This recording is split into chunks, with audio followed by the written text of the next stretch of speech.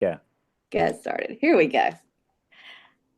All right. So we are here today for the AFA Association Muse and Munch session, led by Paul Farmer, who's a full-time faculty member at Mitchell Community College. Mr. Farmer teaches 2D design, digital photography, and videography. He has degrees from North Carolina State University and Western Carolina University. He has exhibited work across the United States and has participated in artist residencies at the Bascom Center, Vermont Studio Center, iPark, and Keystone Art Space. So we're very excited to have him here today to dive into AI usage and ethical concerns regarding AI usage. And so please give a warm welcome to Paul Farmer. Thank you. Thank you, everybody. Can you hear me okay? Yes. Okay. I'm going to share my screen.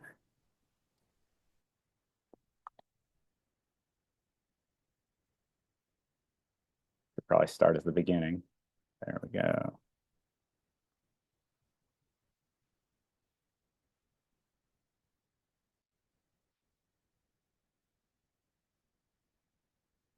Okay. That's not what I wanted to do.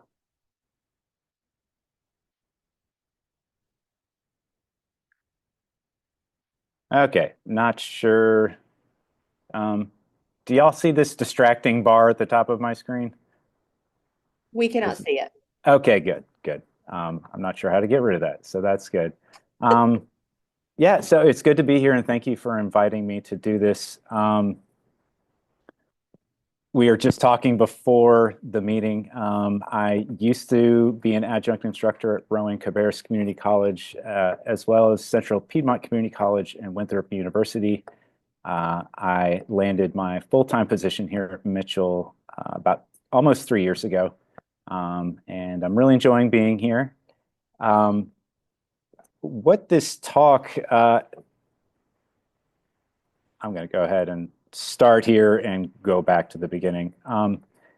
What got me interested in this topic's not really been on my radar except for the past few months. My initial experience with AI image generation, I was not impressed. I didn't really see the relevance with my own artistic practice. And I kind of figured, you know what, if this is something the students are interested in, they'll pick it up on their own. Um, at the beginning of the semester, we started a campus-wide read here at Mitchell Community College. And we've been reading this book, Teaching with AI, by Bowen and Watson. And this book has really changed the way I'm viewing AI and changing the way I'm approaching it. And everything that you're about to see today is a work in progress. This is basically my research for myself, as well as research for material to present to my students. So this presentation is a work in progress. We probably will not get to all of it. I might have to jump around a little bit for time purposes. Um, so that's sort of what got me into this topic. And what we're going to look at today, we're going to look at AI literacy as a learning outcome. We are going to briefly look at some of the image generators that are out there, and we will then move on to prompt engineering and analysis. In other words, how do I make this stuff? And then very important topic that goes along with all of this is ethical concerns. There's a number of ethical concerns, um, which I really didn't know about until I started doing this research. And this research just started a month ago, which sort of leads me to some disclaimers. Number one, I'm not an expert on AI. I am still learning this information myself. I did do a lot of reading on how image generators work, and honestly, I don't feel comfortable even attempting to explain that to you all today.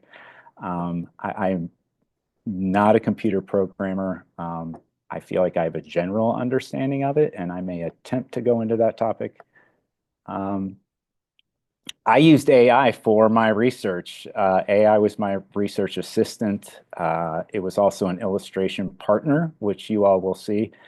So in a way, building this presentation was also a way for me to try out the tools that I was researching. Um, the information here should be up to date today. However, due to the fast-paced evolution of AI, it could become quickly outdated. Like I said, this is a work in progress, and I will probably have to update this PowerPoint frequently. Um, Strangely enough, what I am, me personally, in my artistic practice, what I am most interested in, I'm not really going to talk a lot about today, and that's AI-powered digital editing tools. Um, the reason why I'm not going to go into them too much is number one, digital editing programs are building these tools into already existing applications. So, I teach digital design. I don't need to rewrite any assignments. The tools are already built in next to the tools that I'm already teaching. So I don't really need to do anything there other than add that little talking point to my lessons. The other reason why digital editing tools don't have any copyright issues, they don't have any ethical implications that we're going to talk about. So that's the other reason why I'm not really going to go into that too much. But I did want, just in case there are some folks out there who um, aren't super familiar with digital editing tools, these examples here on the right. My wife is a realtor, and so I take her photos for her. And here's a couple of great examples of AI-powered tools, okay? The most obvious one is sky replacement. It used to be I would have to painstakingly cut out the background using my selection tools, which was a very time-consuming process. I would cut that out, and then I could put a blue sky back there in the background. Today, I don't have to do that. There's something called sky replacement, and what used to take me, I don't know, 15 minutes to half an hour, now just takes me a few seconds. So, there's a lot of promise in AI, and it does make good on AI's promise to make my job easier in the future. You also notice the dog in the bottom right-hand corner has disappeared. I just did this in a matter of seconds with the object selection tool. It was quite simple. These tools are contextual. They are using information that's already there in your image, which is not the same thing as generative AI, which is what we're really going to be discussing today. This is Adobe Sensei, is a digital editing AI put out by Adobe. For fairness, I also wanted to include a different program, which is Pixlr. Pixlr is a web-based digital editing program out there. There is a free version, which is fantastic.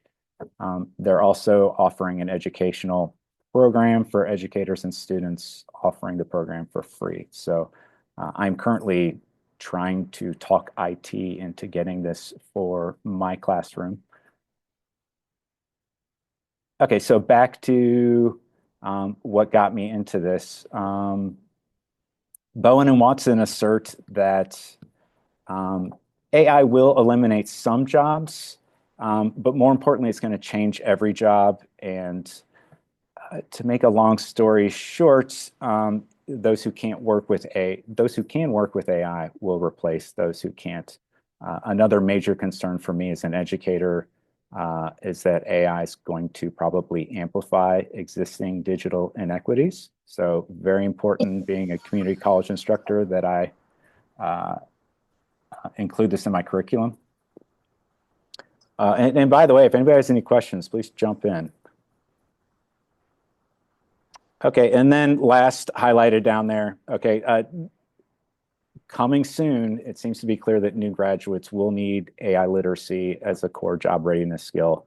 And they will need to be able to articulate how well they use AI and what human quality enhancements they can provide.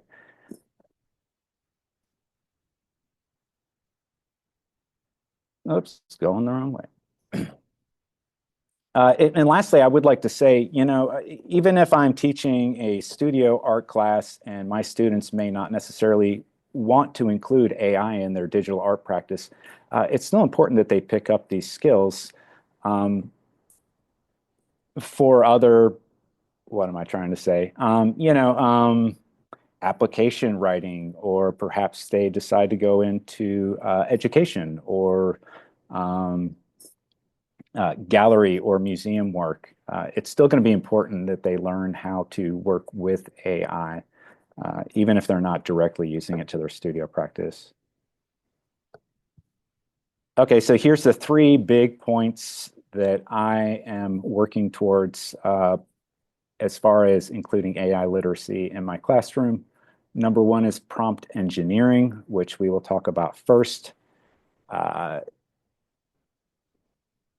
Asking better questions is really the key to all this. So, and then there's comparative analysis. Okay, we will learn a lot by doing side-by-side critiques of human versus AI work.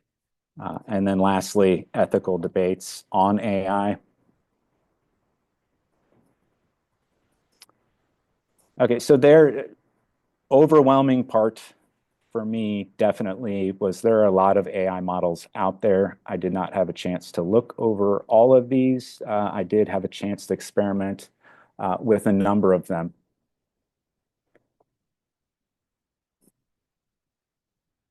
So most of these platforms, they do have a free version. However, these versions tend to be limited. Maybe you only are given a certain number of image generations per day, or maybe it's a lower quality. Some of them may put watermark stamps on it. So there will be questions about how do we get these AI models into our students' hand at a low or perhaps no cost to them. I just wanted to show you all some examples before we get into prompting, just to give you an idea of what we're talking about here. I use Microsoft Copilot Designer for this. The reason why I did that is because my students have access to this already with their student accounts on campus. I imagine that is true for many of you out there as well. So if you want to add free experience and you don't have to worry about free versus paid versions for your students, you can start here. This is probably already available to them.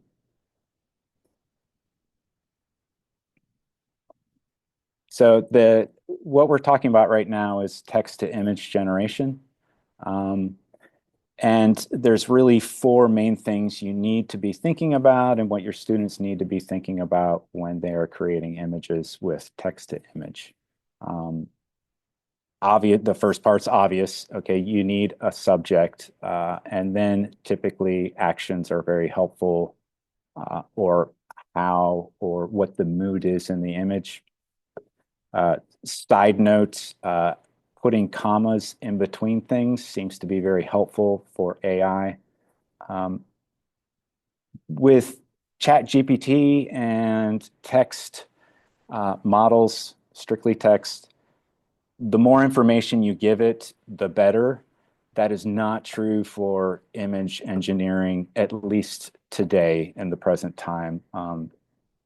These image generation models, they tend to get confused. The more information you give them, sometimes the more confused they get. They will often leave out, in my experience, they'll leave out things that you ask because I guess it just gets overwhelmed. Start with the subject, perhaps a mood, some kind of action. Then you need to tell it what art form or style you want it in. Okay, so if you ask for a photograph, add things like what's the framing or the lighting or the genre, or it usually, depending on the model, will even understand the difference in lenses and camera types. And then if you're asking for a painting or an illustration, add the technique or art movement. You can even input some artist names depending on the model that you're working with. Um,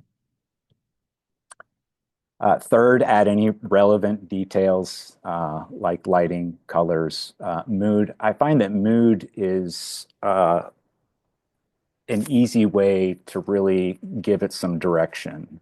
So if we go back here, the image on the right, you'll notice the last thing I put in there was melancholic atmosphere, and it really delivered on that. That is a um, quite, that man looks very sad, which is ironic with the colorful balloons. Okay, and I can't emphasize enough the final point iteration. Um, Typically, if you've worked with AI prompting, you understand that you don't just make a prompt and then run with whatever it gives you. You often have to fine tune it, ask it additional questions. Uh, Using words like not is also helpful sometimes. You can tell it what you do not want. Um, so don't just go with the first image that pops out. Try a number of iterations. And so here's one platform that I tried out, mainly because one of the options with OpenArt.ai is a stable diffusion generator. Stable diffusion is a text-to-image generative AI model, and it's based on a technique called diffusion.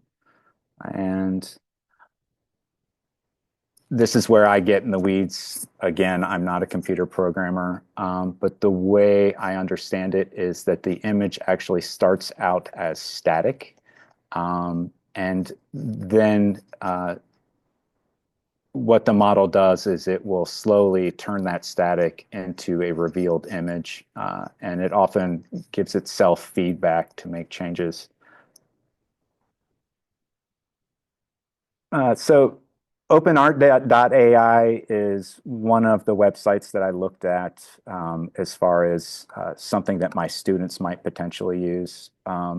Big con, it's advertised as free, but actually it's a short trial period. So if you're going to use this, you might use it for one assignment and then that's it.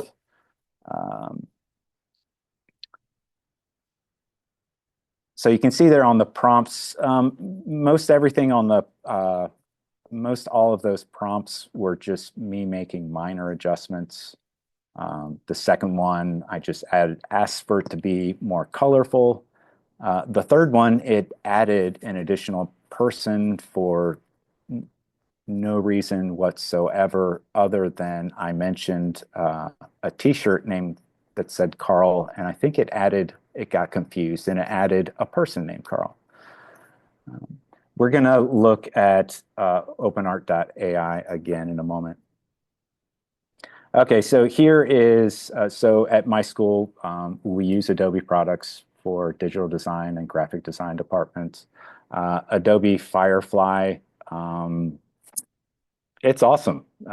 It's pretty amazing what it does. It's also fairly self-explanatory. It even gives you examples of styles. So I could not only say Art Deco, I could actually look at what the Art Deco style looks like with Firefly. The pluses for this is built into Photoshop, Illustrator, Adobe Express, Substance 3D, InDesign, Lightroom, and Adobe Stock. So the big plus for Firefly,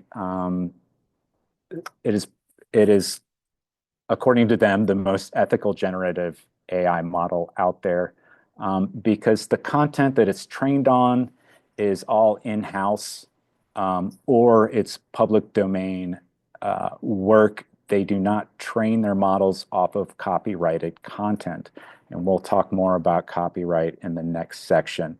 But spoiler alert, AI models are trained, have been trained off of a lot of copyrighted content with no no asking permission of artists. If you've got a website out there and you've got your artwork on it, chances are it has already been mined by various AI companies.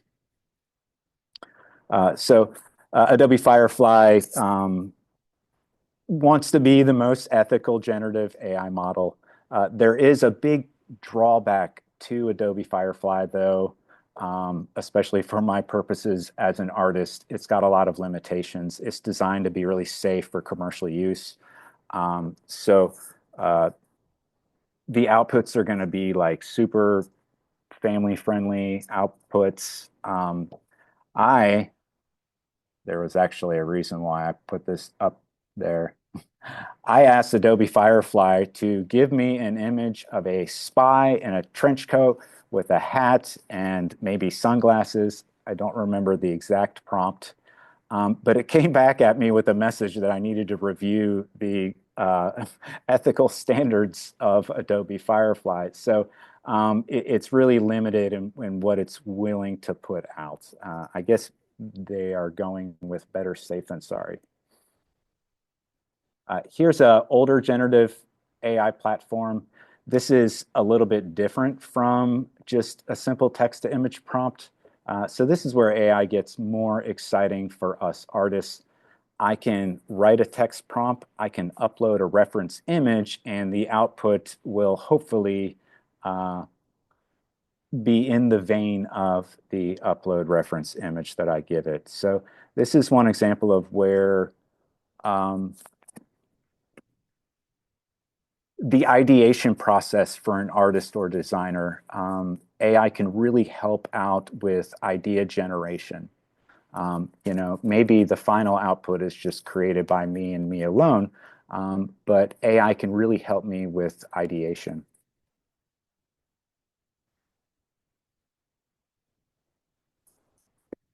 Okay, so this is pretty interesting stuff. My wife would kill me if she knew that I was using this image. That's me and my wife.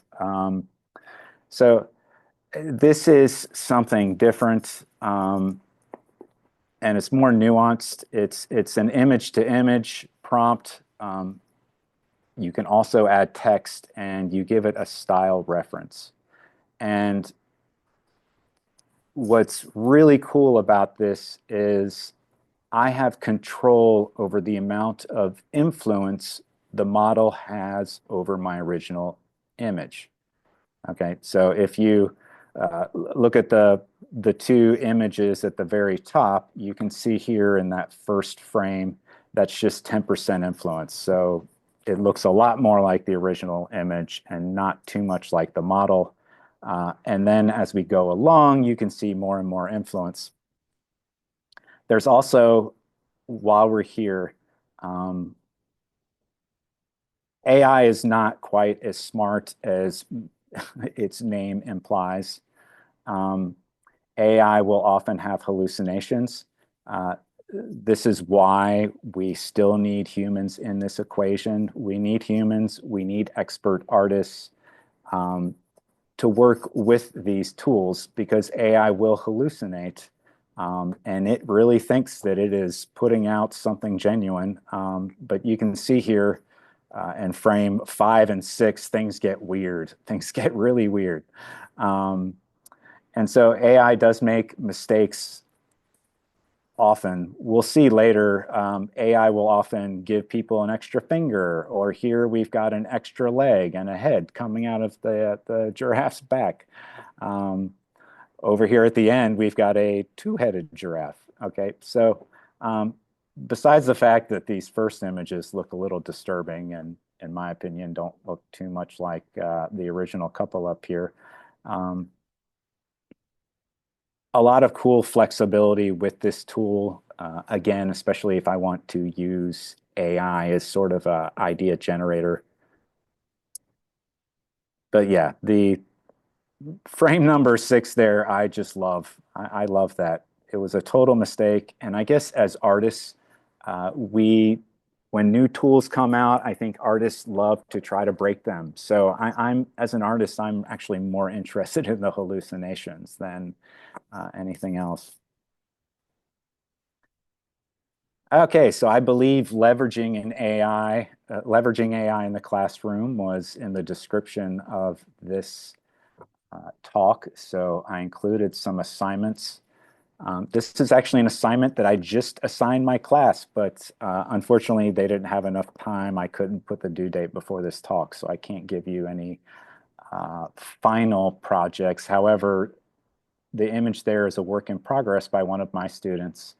And the idea here, I've got a link. I don't know if you got that, Bailey. I sent you an email with a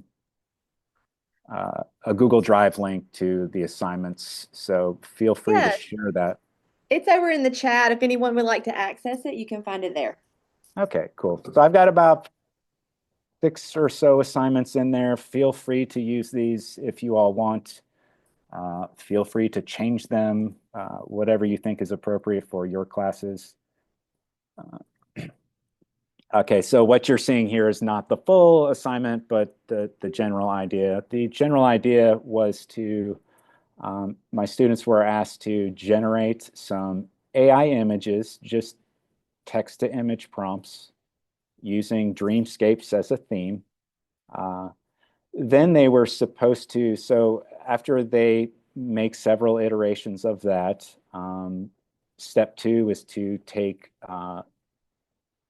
their own photos and their own artwork and create a collage using a combination of the AI imagery with their own imagery. And then this also involves some critical reflection. So what are they getting out of this? Learning outcomes. Okay, they're demonstrating proficiency using the AI tools and prompt engineering. And then, the standard apply the principles of art and design to your projects. And then hopefully with their presentation, they learn how to analyze and articulate what they've done and the impact of AI on their creative process. This also develops media literacy and can also cultivate a personal artistic voice using AI to enhance your own creativity. And as we'll see later, it can also help us engage in ethical considerations around AI. And then here's something really interesting, just speaking about prompt engineering. How do we learn how to write better prompts? I have not tried this yet, but I think this will be a great assignment for students. So the databases that AI models study that they're using, all the images have tags, and they use those tags to determine, and then they look for patterns. And so they use the tags and the patterns of images that they see to create the image. So what the idea here is to take an image. You can do this with an AI image, or you can do this with your own images. And you can actually, there are AI image description tools. So it's like a reverse engineering. I can upload an image, and then it will give me a text description of that. So that's another way to really help me learn how to improve my prompt generation skills. And then as far as comparative analysis goes, students can compare what their original idea of what the description should have been. They can compare that with the description that AI gave it. Okay, my image disappeared there. So just kind of in summary, with part 1 here, what does co-creativity look like between human and machine? Human intuition and machine intelligence can produce unique creations that neither one could achieve alone. Co-create. Okay, so we're essentially using AI as a collaborative partner. That's really the goal. However, artists will have to learn how to adapt their creative process when using AI. And then there's really a balance. When I was making images for this PowerPoint, okay, what I had in mind and what AI outputted were not always, actually, they were probably almost never the same. It was rarely what I had in mind, but it would pump out some really cool stuff. But I had to curate and select which images I would ultimately use. Okay, managing contributions. And then, as we're going to look at later, we do need to develop some kind of best practices guidelines for using AI. Okay, so that was part one, and that was a lot. Are there any questions?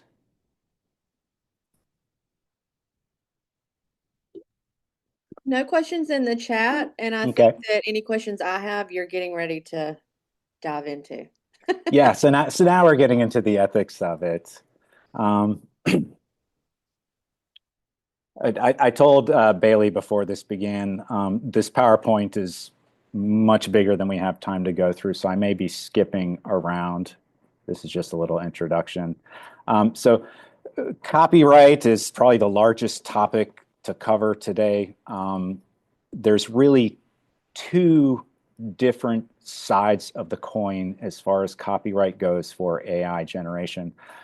Number one, what are the artist's rights whose work AI has been training on? What are their rights? And then also the other side of the coin is the output, right? So what copyrights do I have for the images that I create using AI? And we're going to start off with copyright and AI generated works. So let's talk about ownership. Okay, so who owns? So I made this with Adobe Firefly. Okay, I created the prompt. Okay, I pay for my Adobe subscription. However, Adobe owns the image generator. Adobe trained the model. So who can claim ownership of this? Any thoughts? How about this? Who should claim ownership of this?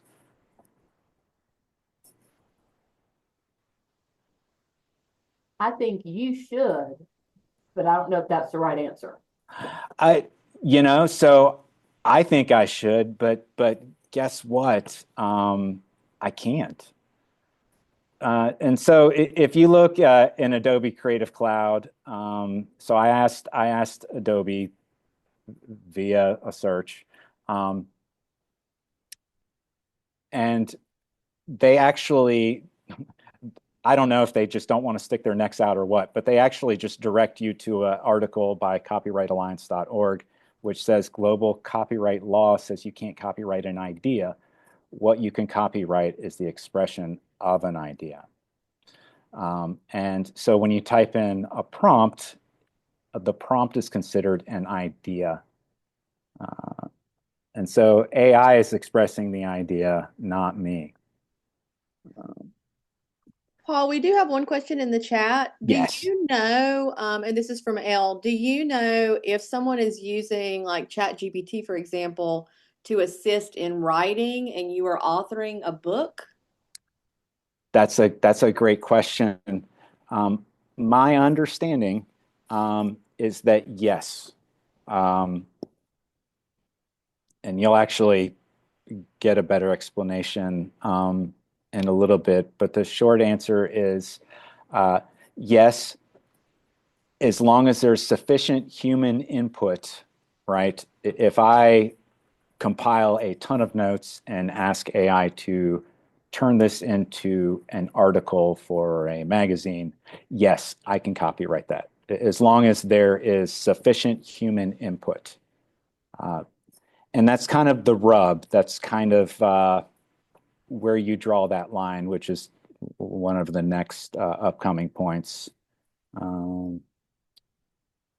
Okay, so I did some research, and after a few days, I came across this article which kind of negated a lot of my previous research. So the US Copyright Office just came out with a report just maybe a month and a half ago, which now the Copyright Office just makes recommendations for legislation. So this copyright report is not law. This is just what the Copyright Office is recommending.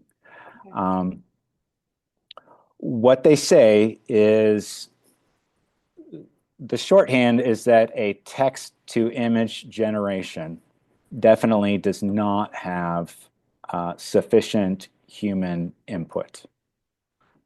Again, the idea is not copyrightable, only the output. And copyright protection only protects human generated work. Computers are not considered human. So the report basically suggested that current copyright law is sufficient, that no new legislation needs to come about. In the next section, I will talk more about, keep going the wrong way. In the next section, I will talk about fair use. So we'll save fair use for a little bit, but just so you know, copyright law in regards to fair use, the Copyright Office deems that is enough and that no changes need to be made. There is a link over here which will give you current up-to-date information as information changes. Okay, so we're going to play a little game here. So what is sufficient human authorship? Okay, I think we've established that this first image, definitely I cannot claim authorship over. Okay, depending on which program you're using, they usually don't just give you one output. They'll give you several to choose from. So I was using Adobe Firefly. It gives you 3 options every time you input a prompt. And I just looked at the time and realized I need to speed this up. So instead of playing a game, I'm just gonna give you the answers, okay? And these are all my opinion, okay? But I did a generative fill prompt, which means I just drew a little rectangle in there and I asked Firefly to add to my image, which should give me a little more human authorship, right? I went through 33 iterations, so major selection happened here. I still don't believe that I could claim copyright to this. So this image, I had to really, come on, malfunctioning here. Okay, so I had to work really hard for this image. I tried to get this image through prompt alone and could not get anything like what I wanted. So I had to take some action. I had to use editing tools. And so I did a generative fill, having a robot carrying a blank canvas. I then did another generative fill to fill in that canvas. And then I did a third generative fill to add a robot. It was supposed to be a robot, which this was the best I could get, robot holding a broom. I believe that this has enough human authorship to copyright. All that being said, I believe that if somebody were to take one element, let's say somebody took my robot with the broomstick, I do not believe there would be anything I could do about it, even if they did not do anything transformative whatsoever because the robot holding the broomstick was strictly a text-to-image generation.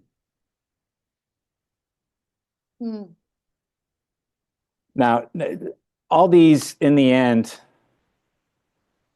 got some malfunctioning here. This is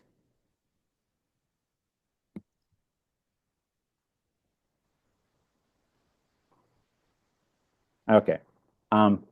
In the end, all of this would be determined by a judge in court. So honestly, I don't know. I included this because notice the 6 fingers.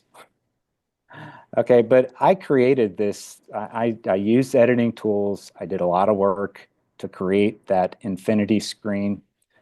So I believe that I could copyright this image. Okay, and then here's another assignment where students would, unlike the collage project earlier, students would just create AI-assisted artwork like I just did, and then come up with an argument that they would present to their peers on why there is enough human authorship in this that I could copyright it. Okay. I'm not going to play this video. I just included this because this video would be great to show to a class. Steven Zapata gives a very impassioned talk about, he's really taking a stance. What am I trying to say?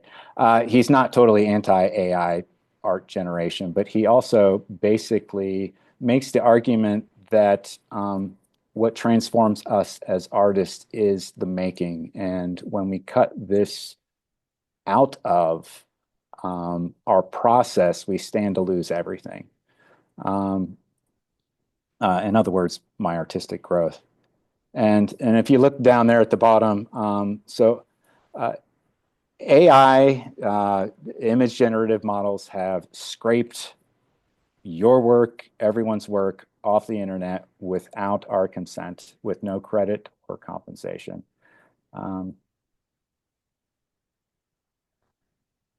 And so here's another student discussion forum that could be, it could be an online discussion forum or an in-class, just discussing his talk and the ethical use of data and the impact on human creativity. Okay, so fair use. This is the rub. This is where it gets really sticky. And this is why AI companies have been able to do what they're doing without giving any attribution to artists or without any compensation. Fair use, as most of us know in the art world, I can use the images of other people as long as it is transformative, I am adding something to the conversation, etc. Those middle 2 points don't have a lot of bearing on this particular topic. Number 4 is the big one though, and this is obviously why a lot of artists are upset about AI using their work, because it can potentially put us out of work. And so here's the thing. So AI image training, this is what happens when they train these models. The models immediately make a temporary representation involving data and then a mathematical copy. So it is immediately transforming your work. So in other words, AI companies reasoning for not having to compensate artists is because their process is transformative.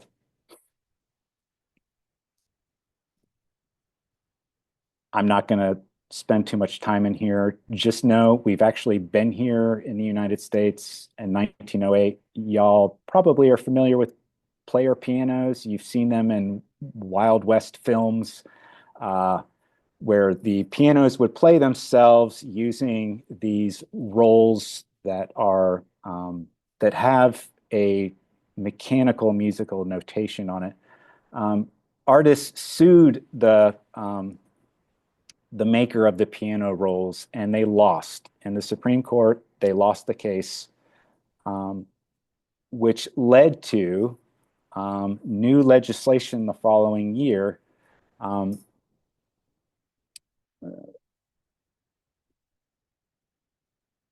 So the issue was it was a mechanical reproduction of music that didn't look like music that we know of, that most humans couldn't read. So Congress passed new laws protecting artists' work from that, requiring those companies to pay a small amount of money to artists whose work they used. And basically, this is better than nothing. However, compulsory licensing has pros and cons. One is compensation. That's great. We are getting compensation. However, artists lose any kind of negotiating power over how much they do receive. Okay, we're going to skip that. Okay, I'm going to speed through the rest of the ethics here. A major ethical consideration for AI is the environment. We are genuinely looking at an energy crisis in the making. Artificial intelligence, just a simple web search takes up roughly 4 times the amount of energy.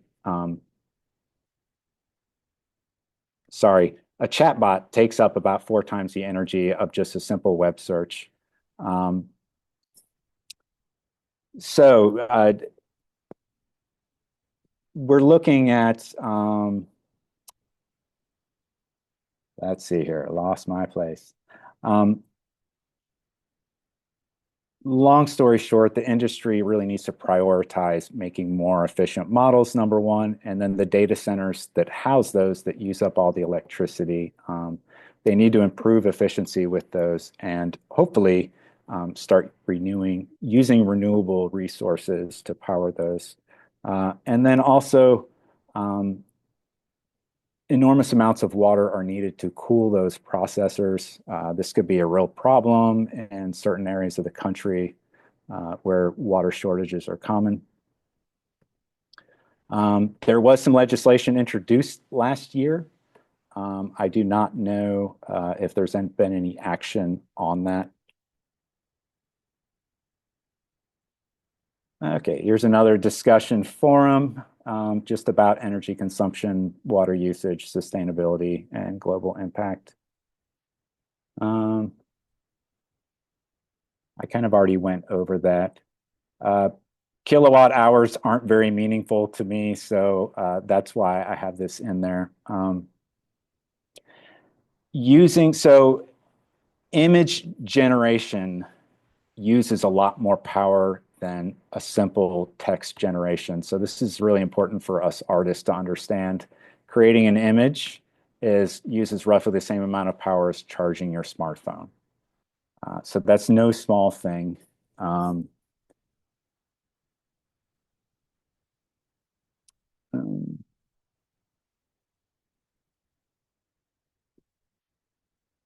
Okay, so bias. Man, I really want to watch this video. It's about 7 minutes long, but we don't have enough time. Kate Crawford is she came up in a lot of my research. She's an artist, and she is one of the most foremost renowned AI ethics researchers out there. I highly recommend looking her up. But here's the short of it. Bias in, bias out. So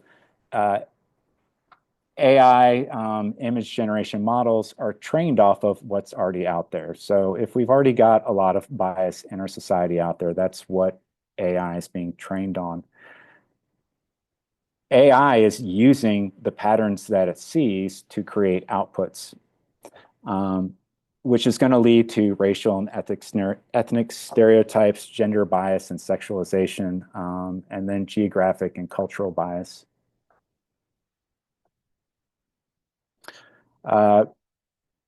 Really quick, I did not go about this in any kind of scientific way. However, this is definitely anecdotal evidence of the problem. Okay, these are prompts that I put in: Native American woman in a green field. Produce an image of a woman wearing traditional Native American dress, something like a ceremonial wear, when 99% of the time you would not see a Native American woman walking around wearing that.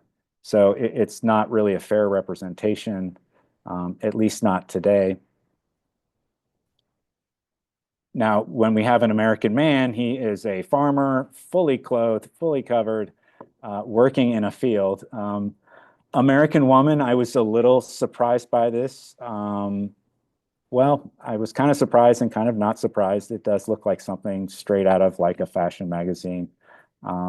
Perhaps a little more revealing than I expected. And then you can also see African American woman in a green field. The women definitely are not working in the field like the man.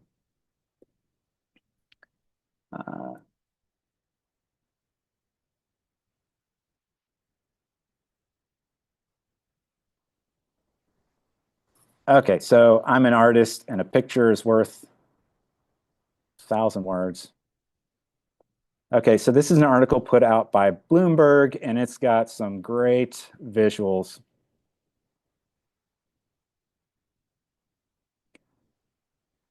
Okay, so in a study, they analyzed 5,100 images of AI-generated people. Okay, and they used the Fitzpatrick Skin Scale, which is something, a system used by dermatologists and researchers to study skin tones in AI-produced images.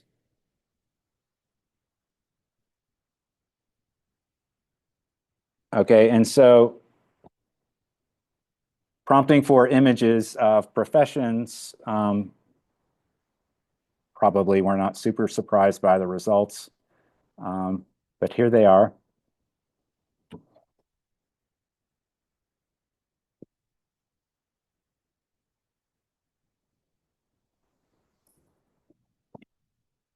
Okay, and then with gender, it's a very similar story. I think, let me go back there.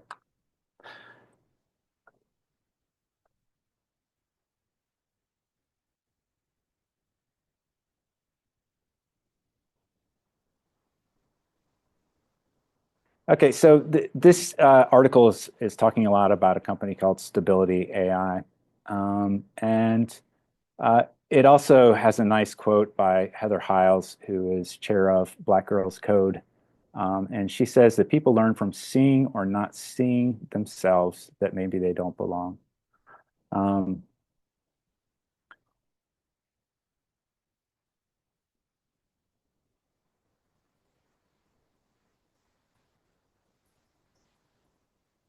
Okay, I'm sorry, I'm going too far.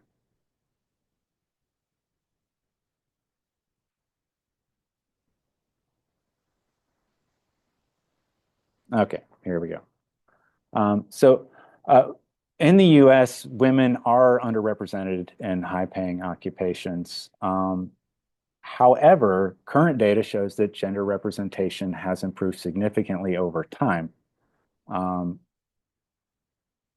Up here, though, women made up a tiny fraction of the images generated by the keyword judge, only about 3%, but currently the reality is actually that 34% of US judges are women. So AI is basically training off of outdated information, as well as, this is where I'm getting in the weeds. I wish I knew more about computer programming. So it has a lot to do. You would think that bias in would equal bias out, but what actually is happening is that the biases are getting amplified. because again, AI is looking at patterns.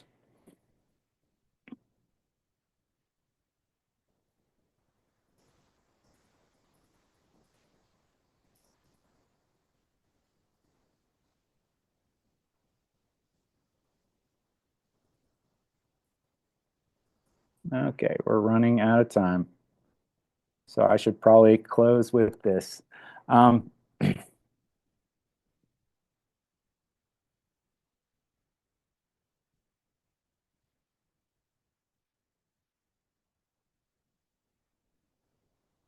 so the model generated images of people with darker skin tones, 75% of the time using the keyword fast food worker, even though roughly half of fast food workers in the US are white.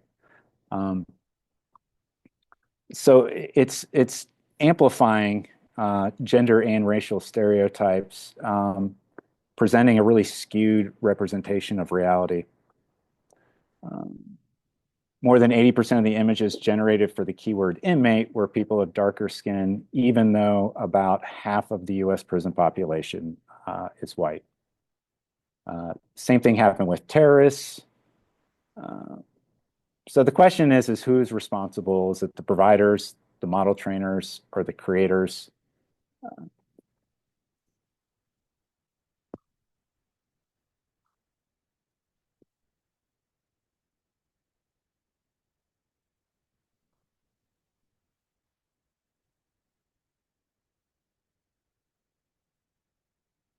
Okay, and I can't seem to get out of this.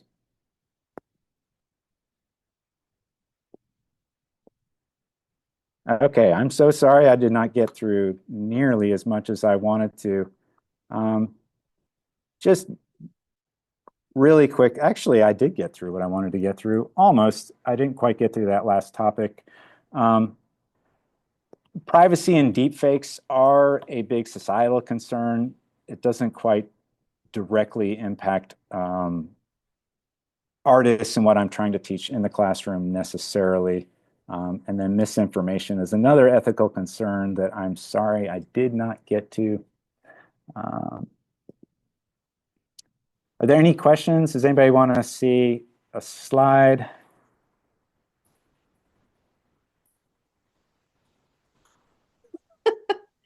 Elle says Handmaid's Tale. This was very informative. Thank you so much. I'm thinking about how the government is now scrubbing the internet of minority and female contributions and how that, if it continues for a long time, could potentially add to the skewing of the bias. Right. I tried to drop an image in. I was just curious. So when teaching my students how to do logos, they teach them how to do a graphic interpretation from a photograph. So if I have a student who took the photograph themselves and then used prompt engineering to get AI to generate in a vector format the turtle, and this was for a scuba diving company. And so, in addition to that, he got them to add a tank on the back of the turtle's shell. So again, his photograph, and then I get them to submit their prompt